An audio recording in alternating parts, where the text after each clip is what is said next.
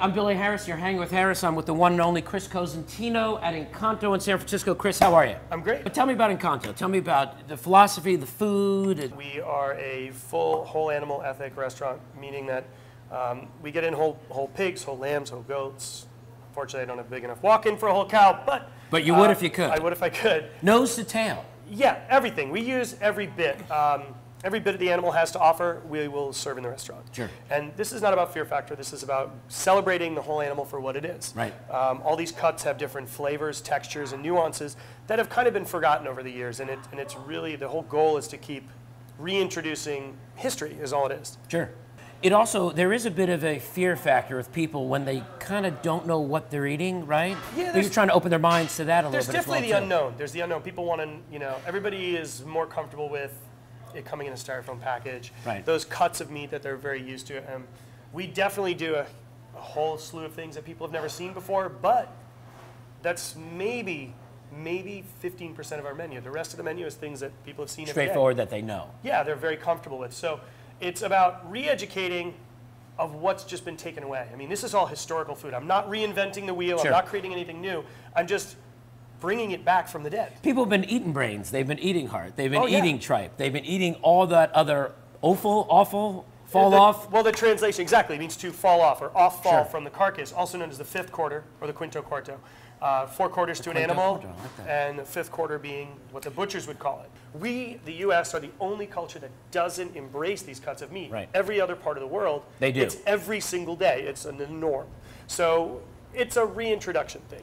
What we're seeing is definitely the grab on, and people are really, oh, this is a better tasting cut than I thought it was, or texturally it's not what I expected. And for me, that's the goal. If I can have one person a day really enjoy it, then I've done my job. And they come into Incanto and get a completely new experience because they can have the familiar, but go off the beaten path a little bit and be totally surprised and blown out of the water. Exactly. Speaking of surprise and being blown out of the water, what are we going to do here in the kitchen? So from Incanto came a project called Boccolone. Boccolone translates to big mouth. That's me. We've taken what started originally here of me making mortadella and everything in-house, Sure. and then we've moved out of this restaurant. We now have a USDA production facility, and we're producing, like in I said, Oakland? In Oakland, 24 plus different products. Sausage, cured being salamis, capicola, lonza. Amazing. This one is our newest. What do we got? This is called lardo. I thought that was just a big thing of cream cheese. We were going to do a little bagel, a schmear, and lox. Maybe, if you're lucky. This would actually be great on a bagel. This would be great on a bagel. It would be great. So this is a hunk of lardo? Yes, so what we've done is... What does that mean for anyone who doesn't know what a hunk of lardo is? The translation for lardo is back fat, cured back fat. It is from Colonnata. What they would do is the marble miners would take and make sandwiches. What they do is they take all these big slabs of marble, make boxes. They would salt the back fat, and it would be pressed. Back fat, like back fat like of back an fat oinker. of a pig. So this is the back fat from Iberico de Bellota, which is the Spanish Iberico ham. Classically, this would be spread on, they would slice it very thinly, put it on grilled bread. And that's and it would just melt in, and it would be a really lovely lunch. But what we're going to do is we're actually going to serve it with some fresh strawberries. That's a really good strawberry. Yeah, see? This variety is Seascape, and they're down in Watsonville. It's an organic farmer that I work with. And these are some of our herbs that we're going to use that are from the roof. Can't be too thick. Yep.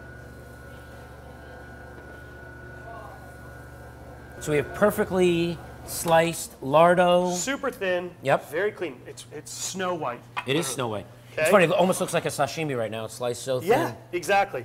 So we're just going to lightly take these. They want to fall. They want to stick to each other. That's just beautiful. Look at that. Yeah, it's great. We're going to accentuate the fruit now. So we're allowing the fruit, the acidity, the sweetness to come through. Sure. You have the rich, fatty back fat, which but melts. it just melts. People go, oh, it's so fat. And you know that pork fat's better for you than butter. It's better for you than olive oil. Sounds good to me, and it's delicious. And this doesn't need salt or olive oil. It doesn't. I put a little black pepper. Okay. Just a wisp, and then this way you have some balance to it.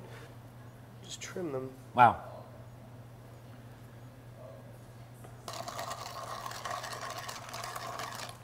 Grinding a little fresh black pepper, a little spritz on top.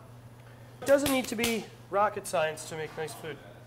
Come to Incanto in San Francisco. We're right here on Duncan and Church Street. One of the best meals you ever have. You have great dishes like this. Thanks again, Chris. Thank you. Appreciate it. Cheers.